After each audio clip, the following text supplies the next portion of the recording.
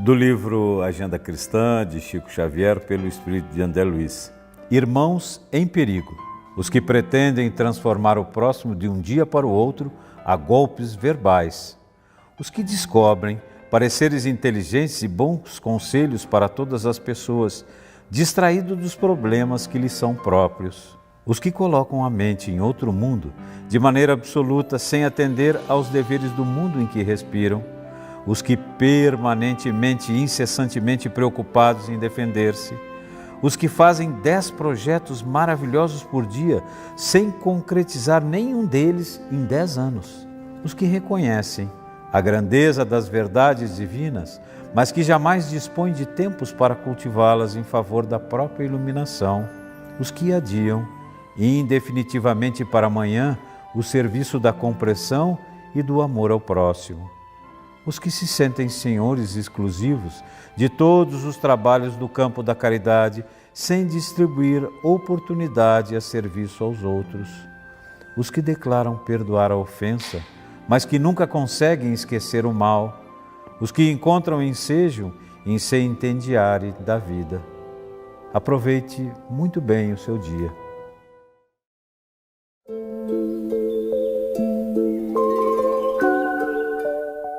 Paciência em ti. Sinal evidente de desequilíbrio emocional é a irritação. A paciência, por sua vez, reflete a tranquilidade íntima, que se assenta na irrestrita confiança nos desígnios de Deus. O conhecimento da verdade propicia calma, pois quem seja o homem saber o que lhe está destinado e como lográ-lo. Respeita o tempo, aplicando-o com correção e trabalhando sistemática e continuamente para alcançar as metas a que se propõe.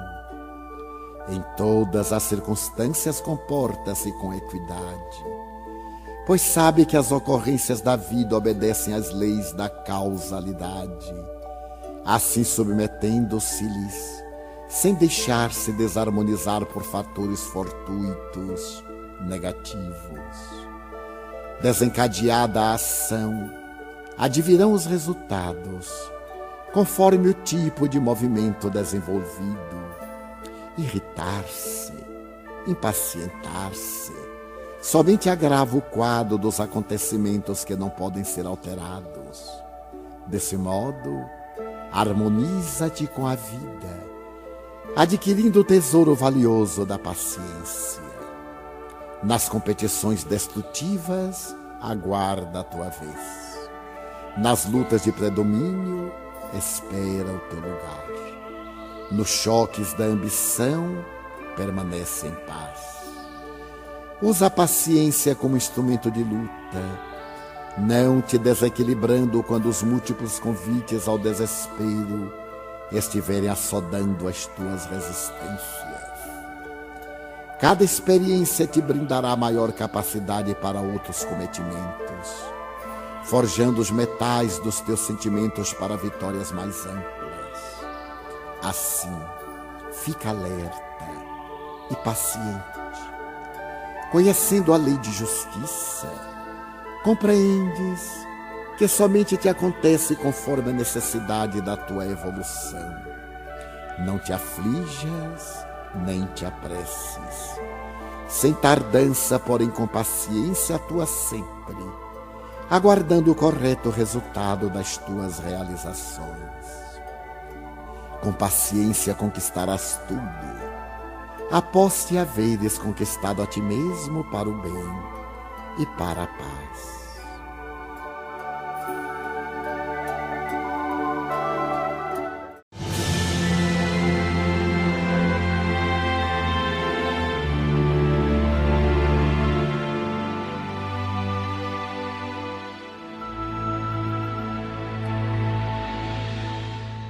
Estamos de volta com o nosso programa Vida Plena com Joana de Ângeles. Eu não sei se vocês estão lembrados, mas na nossa última conversa, nós começamos a falar da família, dos pais, dos filhos e tocamos num assunto, na traição dos pais com relação aos filhos. Como é possível que os pais traiam os filhos? E essa pergunta deve incomodar às vezes. Mas eu me recordo muito de um garotinho que eu atendi, à época que eu atendia crianças, e que ele chegou no consultório, no auge dos seus 6 anos de idade, muito zangado. E ele estava tão zangado que eu não me recordo de ter conhecido uma criancinha tão chateada como aquela. Ele entrou no consultório, sentou, eu já havia conversado com seu pai e com a sua mãe separadamente, e ele sentou à minha frente e ficou me olhando, muito sério. E eu perguntei àquele garotinho, você está com algum problema? E ele balançou a cabecinha afirmativamente. Eu perguntei se ele queria me dizer, e ele ficou com aquele olhar profundo, como se dissesse, não sei se devo confiar muito nela e contar os meus problemas a ela. Então eu disse, olha, eu soube que você tem alguns problemas, mas são muitos os seus problemas. E aí ele olhou e com o dedinho ele fez 2. E eu tentando encontrar um lugar para ser simpática com aquela criança, e disse, mas você só tem 6 anos e já tem 2 problemas? Não é muito problema para uma criança de 6 anos? E ele olhou e fez, bem, eu acho que eu posso confiar nela. Ele fez, sim, são muitos problemas. Então eu perguntei, quais são os seus 2 problemas? E aquele garotinho olhou para mim e apontou com o dedinho para a porta do lado de fora do consultório que dava acesso à recepção. E, para nossa surpresa, quem estava na recepção? Problema 1, pai. Problema 2, mãe. E aquele garotinho recebeu alta de imediato, porque ele era extremamente lúcido e eu não tinha mais o que resolver com ele. Então eu chamei os 2 problemas para a sala e fomos conversar. E qual seria o problema de um garotinho de 6 anos de idade com um pai e uma mãe? E eu lembro que esse mesmo garotinho perguntou a mim, Iris, é possível que meu pai esteja sempre certo e eu esteja sempre errado? E eu, naquela situação tão difícil de responder uma criança, porque ele questionava a conduta do seu pai, olhei para ele e disse, não é possível. Seu pai nem sempre vai estar certo e você nem sempre estará errado. Isso me faz lembrar uma passagem do Evangelho de Marcos, quando Jesus disse, um profeta só é desprezado em sua pátria, em sua parentela e em sua casa. Essa é a história dos filhos, essa é a história de todos nós. De alguma forma, os nossos pais nos traem. Fomos traídos, assim como os nossos pais foram traídos pelos nossos avós, e essa história estaria aí passando por todas as esteiras. E se nós quisermos então abrir mais ainda o olhar quanto a isso, provavelmente nos encontraríamos lá atrás, traindo os nossos filhos, que agora provavelmente podem ser os nossos avós. Mas como nós fazemos isso? Como é possível para aquele garotinho de 6 anos de idade, que já tinha uma percepção de que o pai e a mãe, de alguma forma, estavam fazendo algo com ele que ele não sabia ainda explicar, mas que ele já considerava que aquelas duas pessoas eram para ele um problema? Bem, como nós traímos os nossos filhos? Uma das formas, e infelizmente muito comum, é quando nós o usamos como bodes expiatórios dos nossos conflitos conjugais. Muitas vezes, os casais fazem dos seus filhos o alvo para suas brigas conjugais.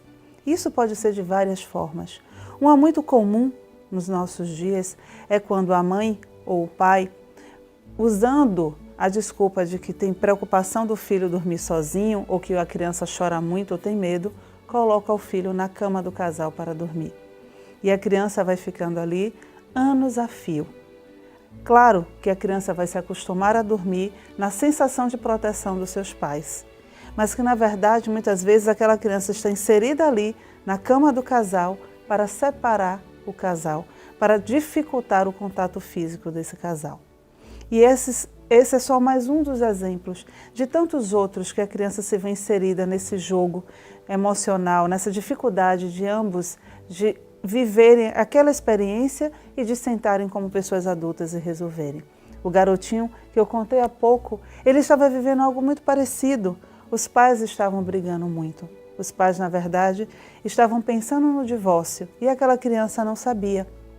E esse menino, uma vez também, conversando comigo, ele me pediu, já que ele percebia que na terapia eu conversava muito com os pais e os pais tentavam de alguma forma modificar o comportamento, ele pediu a mim: Iris, eu posso pedir uma coisa? Eu disse: pode, claro. Você pede aos meus pais para eles se separarem? E foi uma surpresa para mim, porque a gente não espera que uma criança deseje isso dos pais.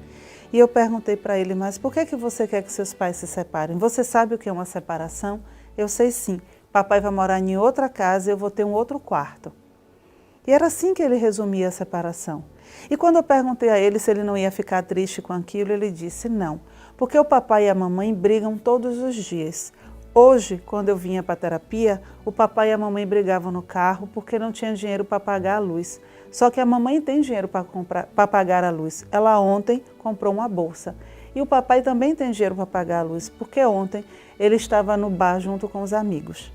Então, como essa criança conseguia perceber que, na verdade, os pais brigavam, não porque não tinham dinheiro para pagar a conta de luz, mas porque eles brigavam, porque eles estavam infelizes, porque eles não viam mais motivo para ficar juntos, eles não conseguiam mais se entender. Então, esse garotinho achava que, se eles vivessem separados, talvez eles fossem mais felizes. Então, uma das formas de traição com os filhos é justamente quando nós o usamos como esse bode expiatório. Essa criança que é justamente colocada ali para carregar o peso desse casamento. É justamente ela usada como desculpa para que o casal continue vivendo junto. E muitas vezes, e principalmente as mulheres, chegam no consultório e dizem: não, o meu casamento já está falido, eu não consigo mais conviver com aquele homem, eu não suporto mais a convivência com ele, mas em nome da felicidade dos meus filhos, eu continuarei casada. E eu sempre faço a mesma pergunta a elas: como os seus filhos serão felizes se eles estão crescendo em um ambiente de hostilidade, de desrespeito e de infelicidade? Uma outra forma de trair os filhos é perceber que os nossos filhos culpam-se pela relação ruim dos pais, né?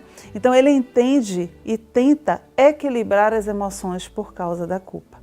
A criança vai, por conta da limitação, que nós já falamos disso antes, da limitação emocional do filho, ele tenta arrumar aquilo que ele sente que não está tão arrumado entre os pais.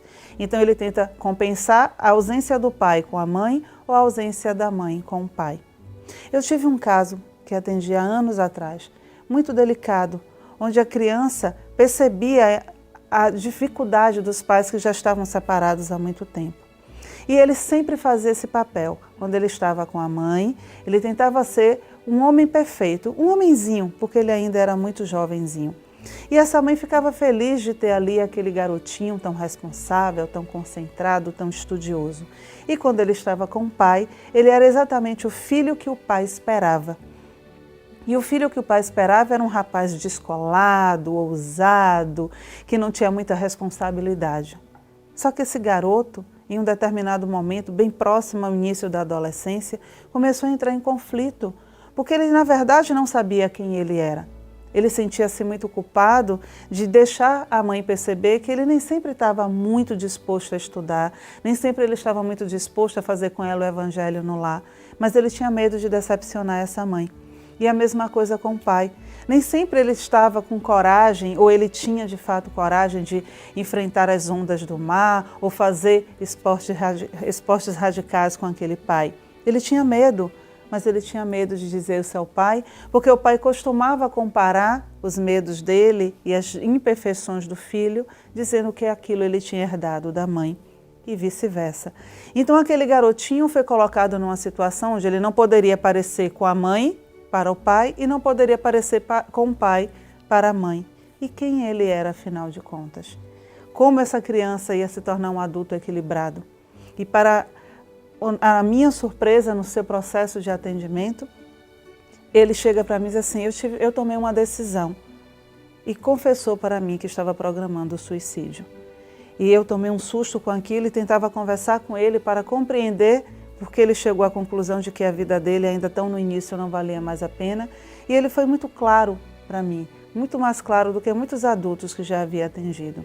Não dá para eu ficar vivo, porque se eu continuar aqui, os meus pais continuarão a brigar. E eu não consigo mais ficar aqui, eu tenho que partir.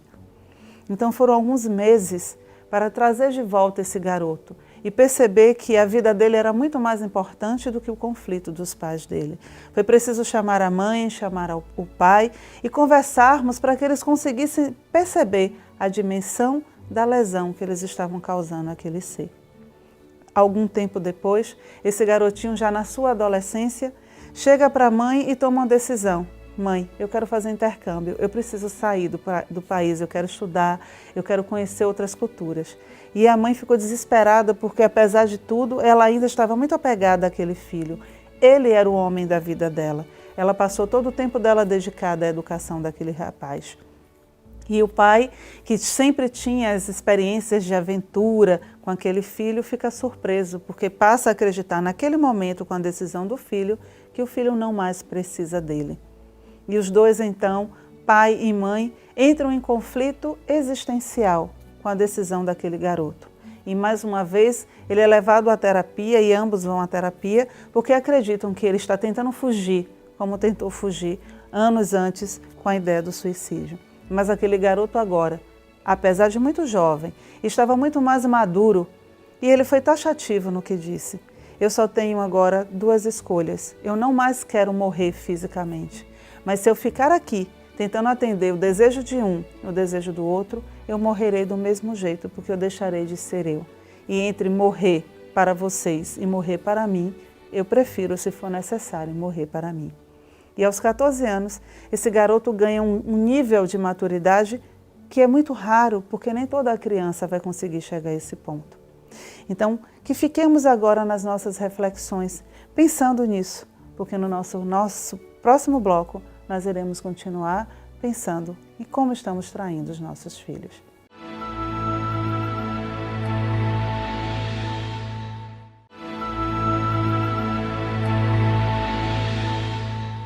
Em outros casos, os filhos transformam-se em teatro da ação da agressividade ou da indiferença dos pais.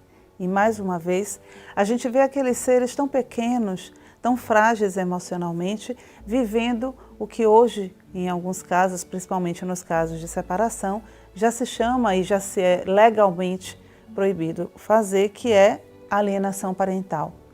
Mas as crianças vivem isso, às vezes, em casa ainda com os pais casados, quando o filho, que a mãe acredita ser o preferido do pai, vira o alvo de toda a agressividade dela. Ou às vezes simplesmente porque o filho é fisicamente parecido com o pai. Ou porque ela acredita que aquele menino tem tudo para ser igual ao pai, então ela começa a fazer um processo de maus tratos com aquela criança, na tentativa desesperada de fazer com que aquele menino não seja igual àquele homem com quem ela casou. Em outras situações, a indiferença com relação aos filhos acontece.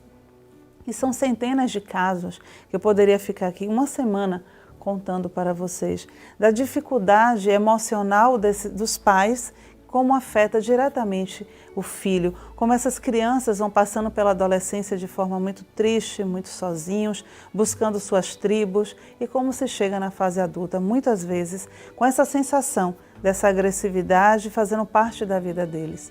Muitos casos de violência entre adolescentes é decorrente justamente de crianças que se sentiam agredidas ainda logo no início da primeira ou segunda fase infantil. Uma outra forma de trair os nossos filhos é quando o filho fica preso no jogo mortal da limitação sádica da não liberdade do outro. Coincidindo um pouco com o primeiro tópico, é quando o filho vira o instrumento para que o outro não saia de casa. Então a mãe usa de todo tipo de chantagem para que o pai sinta-se culpado e não passe pelo processo de saída de casa, da separação por conta do filho e vice-versa. Talvez vocês estejam se perguntando, já que eu estou falando tanto da separação, se eu sou de acordo com o divórcio. E nós precisamos sempre pensar muito claro qual é a função do casamento e por que em algum momento ele pode ser necessário que esse casamento se dilua. Quando nós estamos diante de um casal e esse casal passa por conflitos, sempre vai ser feita uma pergunta. E essa é a pergunta que a gente precisa sempre fazer. Qual o sentimento que ainda une vocês? É o sentimento de amor? É o sentimento de gratidão? O que está por detrás dessa relação ainda? Muitas vezes, e eu diria que 90% dos casos de separação, o casal se separa não porque não se amam mais, pelo contrário. Eles ainda sentem e nutrem o amor. A dificuldade muitas vezes é porque um e outro, ou seja, ambos não estão prontos para viver uma vida a dois. Eles ainda não estão maduros o suficiente para saber que precisa passar por alguns sacrifícios e uma dedicação para que aquele sentimento realmente possa fluir e possa crescer. Então, o motivo da separação, na maioria das vezes, não é o desamor entre o casal, mas a dificuldade e as feridas que cada um traz consigo nessa relação. Então, o casamento pode sim chegar no momento onde essa relação fica tão danosa, tão desrespeitosa, que é muito melhor que os dois se separem de forma amigável, para que as crianças, se assim for o caso, já existirem os filhos, possam continuar tendo o pai e a mãe. Porque não existe divórcio de filho, existe separação entre aqueles dois que se uniram para o casamento. Mas uma vez que os filhos surgem, o pai não vai pedir divórcio do filho, nem a mãe vai pedir divórcio do filho. Então, esses dois adultos precisam ter a maturidade emocional necessárias para assumir ambos que aquele casamento já não tem mais frutos, que eles não conseguem mais ficar juntos e que não conseguem mais serem felizes juntos. Mas que as crianças precisam ter um pai e uma mãe, convivendo com eles da melhor forma possível e de preferência que esse homem e esta mulher, que agora não são mais um casal, mas sim um pai e a mãe, também tenham uma condição de convivência saudável para que os filhos cresçam em paz. Não é o divórcio que vai causar trauma nas crianças. O que causa trauma futuro é justamente a relação do casal, que não é frutífera, que não é saudável. Isso sim faz com que as crianças entrem em conflito e se tornem adultos com muitas dúvidas e dificuldades de relacionamento. Uma outra forma de trair os nossos filhos. O filho muitas vezes tem a tarefa de ser bem-sucedido onde o pai ou a mãe fracassou. E aí atribuímos aos nossos filhos a obrigação de ser exatamente o que nós não conseguimos ser. E aí a gente pode dar exemplos diversos, dos mais simples aos mais complexos. Muitas vezes uma mãe que sonhava ser bailarina e não conseguiu, questões outras, quando tem uma filha, começa desde muito cedo a obrigar a filha a passar por todos aqueles ensaios e aulas e tudo mais, na ânsia de tornar a filha exatamente aquilo que ele não foi. Profissionalmente, a gente vê muitos casos assim, de jovens que começam a sua vida universitária fazendo cursos que nunca passou pela cabeça deles realizar. Eu conheço uma pessoa muito próxima que passou 5 anos na universidade, fez o curso, tirou as melhores notas, fez a formatura e assim que acabou a festa de formatura, chegou para o pai, entregou o diploma e o pai, cheio de orgulho, foi abraçar o filho e ele disse: "Não, pai, esse diploma não me pertence, este diploma é seu. Você sempre quis que eu fizesse esse curso, eu fiz e estou te dando o diploma. Agora eu vou fazer o que eu sempre quis na minha vida." E logo depois pôs uma mochila nas costas e foi fazer um curso de fotografia, porque o sonho dele era ser fotógrafo. Para a decepção, é claro, da família, mas ao mesmo tempo para uma reflexão profunda daquele pai que se deu conta que durante todos os anos obrigou o filho a ser exatamente o que ele achava melhor para o filho e nunca perguntou ao filho se era aquilo que ele desejava. Então não podemos, colocar os nossos filhos a obrigação e o peso de viver a nossa vida não vivida.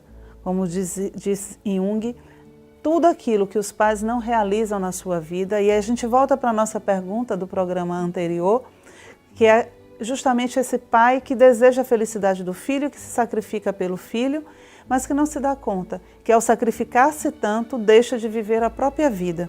E por não viver a própria vida, ele vai dar ao filho como herança essa vida não vivida. E esse filho, é claro, se sente na obrigação muitas vezes, pela necessidade de ser amado, de realizar os anseios do pai.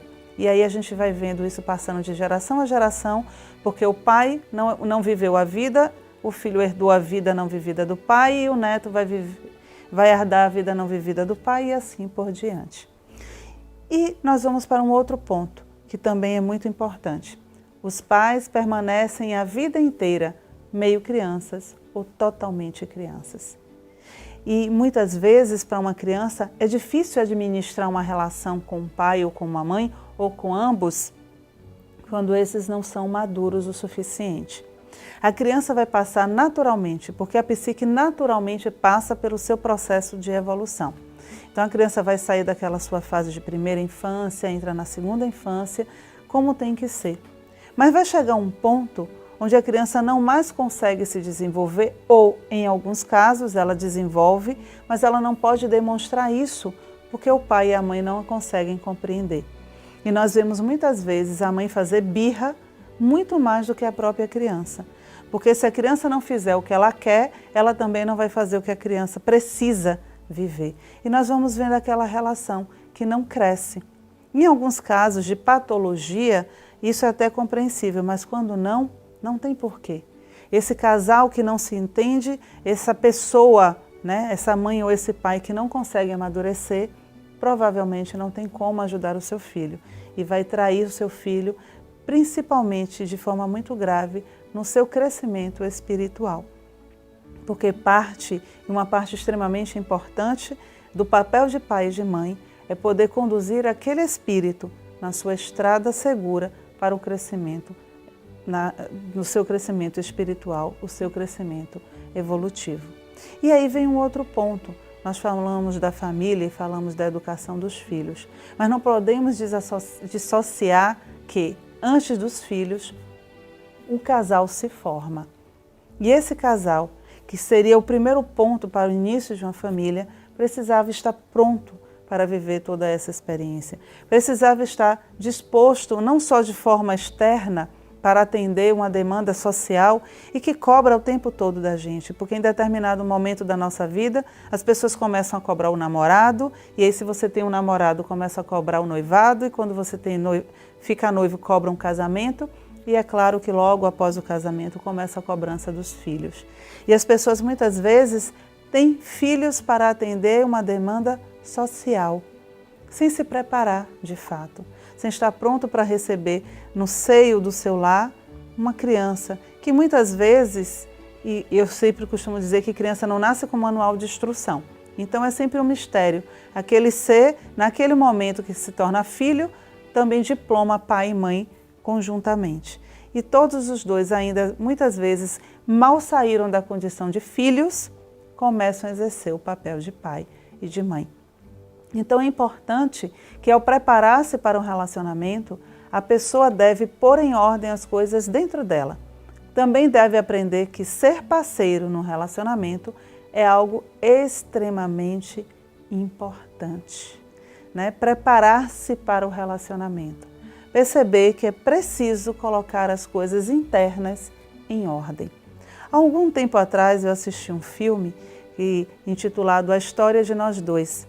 E nesse filme tem uma cena sui generis, quando o casal que está também se preparando para uma separação, eles mandam os filhos de férias para um acampamento e os dois estão sentados. O esposo vem buscar suas coisas para sair de casa e eles sentam na cama e começam a conversar. E a cena é muito rica, porque quando o homem, o parceiro da história, começa a falar do casamento deles e dele, o pai dele e a mãe dele surgem do lado dele.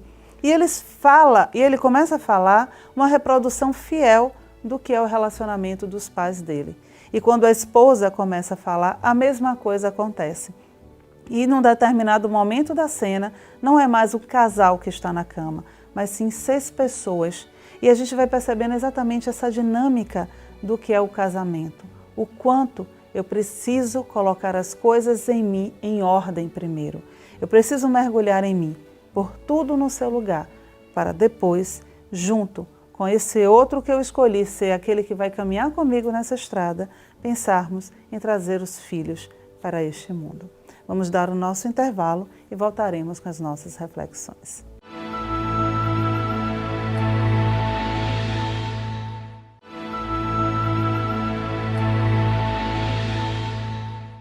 No nosso último programa, eu trouxe para vocês uma história de uma nora e de uma sogra, na verdade, da sogra e da nora, e da sogra que não se dá muito bem com a nora. Bem, é interessante quando voltamos a analisar esse processo. esse casamento do filho dessa senhora com essa jovem é um casamento tranquilo. Eles vivem bem, eles têm uma filhinha que hoje está com 4, 5 anos e tudo flui naturalmente, com exceção do período onde a mãe, ou seja, a sogra, passa as férias com eles. Esse é sempre o motivo das brigas. A briga da sogra com a nora, da sogra com o filho. Mas por que essa nora briga com essa sogra? Não é por conta do arquétipo da sogra e da nora que sempre devem brigar. A questão é que quando essa senhora adentra ao lado do seu filho, ela começa a ocupar o espaço que não pertence a ela. Então ela arruma a casa, ela arruma as coisas do filho, ela cuida da comida, ela educa a neta, porque ela acredita realmente que a nora não sabe fazer absolutamente nada disso com boa qualidade. Não sei se vocês lembram que eu contei para vocês que essa senhora ficou órfã muito jovem, aos 8 anos de idade. E então ela foi obrigada a viver a vida que a mãe dela não viveu. Então ela teve que, muito jovem, carregar o fardo de ser a mãe que a mãe dela deveria ter sido. Então essa mulher, ela conta que em alguns momentos onde ela tinha medo, onde algumas coisas aconteciam dentro de casa e ela não sabia como resolver porque ela ainda era uma criança, ela sempre costumava prometer aos irmãos que eram muito mais jovens do que ela seria a melhor mãe do mundo para eles. Essa foi a forma que essa mulher construiu identidade. Ela não tinha outra identidade, ela não tinha outro lugar no mundo para ocupar senão o lugar da melhor mãe do mundo. Os anos se passaram, ela teve um filho e tudo mais que você já consegue imaginar pelo que eu narrei. Esse filho se torna um homem honrado, trabalha, se formou, um homem que a gente diria assim, seria o marido ideal para toda mulher. Mas esse jovem tinha uma dificuldade muito grande. Ele tinha uma mãe que era obcecada por ele.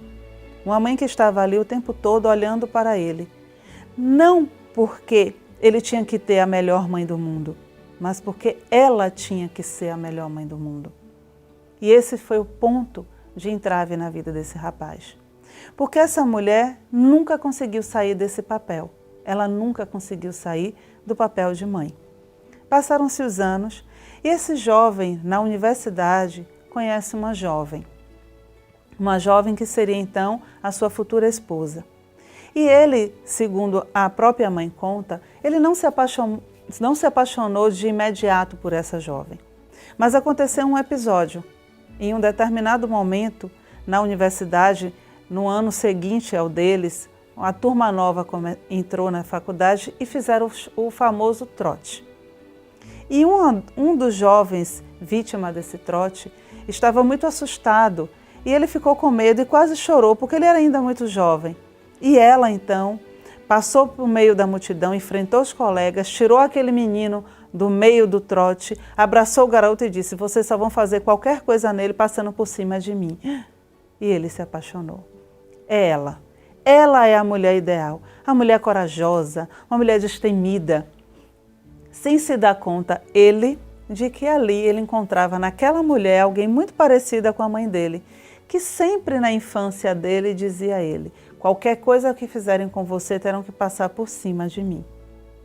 Isso nos mostra o quanto a gente repete as histórias. Esse homem, por incrível que pareça, ele é hoje e repete com a esposa a mesma relação que ele teve com a mãe. A mesma relação que ele teve com a mãe de submissão, de obediência, de tornar-se alguém esperado pelaquela mãe, ele vive hoje com a esposa. E é esse exatamente o motivo por que essa mãe briga tanto com essa mulher. Porque pela primeira vez na vida dela, uma outra mulher chegou e mostrou para ele que ela também era muito importante e que ela tinha um papel importante a executar. E ela pensa, a mãe, que ela foi usurpada do seu filho, tiraram o filho dela, ela foi lesada por essa outra mulher e elas brigam o tempo inteiro. Então, como o próprio Aldo, que eu falei para vocês também, que traz a teoria dessa traição do nascimento, ele nos diz que muitíssimas vezes recriamos fora exatamente as mesmas situações que nos permitem repetir em nível psíquico o papel que representávamos dentro do círculo familiar. E com essa história dá para perceber exatamente como isso acontece. Mas o ponto de crescimento psíquico, o ponto onde essa família precisa atuar na nossa vida, não é prendendo o ser a ela, mas sim libertando esse ser. Mas muitas vezes não é possível para os pais fazer isso. A dificuldade emocional e psicológica dos pais não permitem que os filhos façam o corte necessário. Então é preciso que o filho tenha a coragem de fazer um corte. E isso não quer dizer romper a relação com os pais, deixar de falar com os pais, mas é simplesmente começar a dizer sim. Como o garoto aos 14 anos, quando ele resolve fazer uma viagem e diz claramente aos pais: se eu tiver que escolher entre morrer simbolicamente para vocês e morrer para mim, eu prefiro morrer para vocês. Eu prefiro correr o risco de deixar de ser amado por vocês. Eu prefiro correr o risco de deixar de ser o filho adorado e esperado de vocês. Mas eu preciso viver a minha vida. E Carl Gustav Jung então nos diz que somente pode tornar-se personalidade quem é capaz de dizer um sim, consciente ao poder da destinação interior que se lhe apresenta.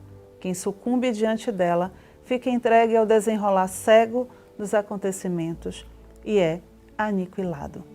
Quem não tem coragem, quem não é capaz de dizer sim à sua alma, dizer sim a essa força interna que o tempo todo nos impulsiona. Porque existe um ponto que é extremamente importante para todos nós pensarmos, que antes de sermos filhos dos nossos pais, somos filhos de Deus. E como filhos de Deus, estamos fadados ao progresso e à perfeição. E precisamos sim ter a coragem de lutar por isso. Precisamos sim ter a coragem de seguirmos adiante na nossa estrada. Porque o Mestre Jesus, esse Mestre de todo amor, ele no seu Evangelho nos ensinava exatamente cada passo para o nosso processo de crescimento. Assim como na frase de Jung, que diz que nós precisamos atender a esse chamado interno, Jesus em Lucas nos diz: se alguém vem a mim e não odeia seu próprio pai e mãe, mulher, filhos, irmãos, irmãs e até a própria vida, não pode ser meu discípulo. E se a nossa escolha é exatamente seguirmos os passos do Mestre Jesus, precisamos, assim como ele nos propõe, odiar, não no sentido da palavra como nós a conhecemos, mas romper com toda essa carga que muitas vezes a relação familiar nos traz. A dificuldade afetiva e emocional dos nossos pais, que não podemos esquecer que os nossos pais também são filhos e os nossos avós também foram filhos. E que nessa esteira das reencarnações e herdeiros de nós mesmos que somos, muito provavelmente voltamos para o seio daquela família, para recuperar algo que talvez tenhamos deixado de fazer lá atrás. Talvez tenhamos sido nós, aqueles que começou uma história de desamor na família, de abandono, de traição, e que os filhos gerados por nós geraram filhos que geraram filhos, e que talvez agora na terceira ou quarta geração dessa família estejamos nós de volta, recebendo exatamente, colhendo o fruto que plantamos alguns séculos atrás. Então precisamos, nesse sentido, romper com todas essas mazelas, feridas e dores que a nossa história familiar nos traz, para que possamos trilhar um novo caminho, porque a partir do ponto em que precisamos refletir e pensar cada vez mais diante desse mundo em que estamos vivendo hoje, precisamos pensar todos os dias de forma diferente, com todo o carinho que for possível, no tema família, principalmente hoje no tema do casamento. A família começa a partir do ponto em que alguém escolhe gerar filhos ou que alguém simplesmente escolhe ter um companheiro. Que a família de hoje, ela tomou um novo formato e um casal já começa ali sim, uma nova espécie de família. Uma nova família, duas almas que começam a construir um novo mundo. Duas almas que, comprometidas com a própria vida, podem modificar a história do mundo. E se eu quero realmente fazer isso, se eu quero realmente fazer parte da história dessa nova era, eu preciso romper, odiar o meu pai, odiar a minha mãe, minha mulher, meus filhos e construir algo que é muito único e pessoal. Porque, como tem no Evangelho segundo o Espiritismo, no capítulo 22, quis Deus que os seres se unissem não só pelos laços da carne, mas também pelos da alma, a fim de que a afeição mútua dos esposos se lhes transmitisse aos filhos, e que fossem dois, e não um somente, a amá-los, a cuidar deles e a fazê-los progredir. E olharmos com esse olhar tão profundo a função do casamento, a função da união dessas almas, que estão ali prontas a receber esses espíritos, que vão no comecinho da sua vida, daquela forma tão frágil, tão pura e tão ingênua, colocá-los diante desse mundo. E que muitas vezes eu me pergunto, imagino Jesus ainda muito bebezinho, nos braços de sua mãe, na companhia do seu pai. Se eles dois, pai e mãe, tinham de fato a dimensão real daquele ser que eles carregavam no braço. E esses dois, com todas as limitações possíveis, mas também com a grandeza de suas almas e da sua capacidade de amar, colocam no mundo aquele que até hoje, na história da humanidade, é nosso modelo e guia. Então que sejamos também essas pessoas, que a cada experiência nova, com o companheiro, com a companheira e com os filhos, possamos ter ali, olhando para o outro, uma dimensão da nova era, e tomemos para nós a responsabilidade de transformar o mundo a partir da nossa transformação. Porque, trazendo o livro dos Espíritos em nota, o casamento constitui um dos principais atos de progresso nas sociedades humanas, porque estabelece a solidariedade fraterna e se observa entre todos os povos, se bem que em condições diversas. A abolição do casamento seria, pois, regredir a infância da humanidade e colocaria o homem abaixo mesmo de certos animais que lhe dão o exemplo de uniões constantes. E assim, nós vamos terminar os nossos 2 encontros falando da família, com uma proposta nova, para que possamos pensar, a partir de agora, nesse tema também tão palpitante, que é o casamento. Até o nosso próximo encontro e mandem as suas perguntas nesse e-mail que vai aparecer logo embaixo. Até o nosso próximo encontro.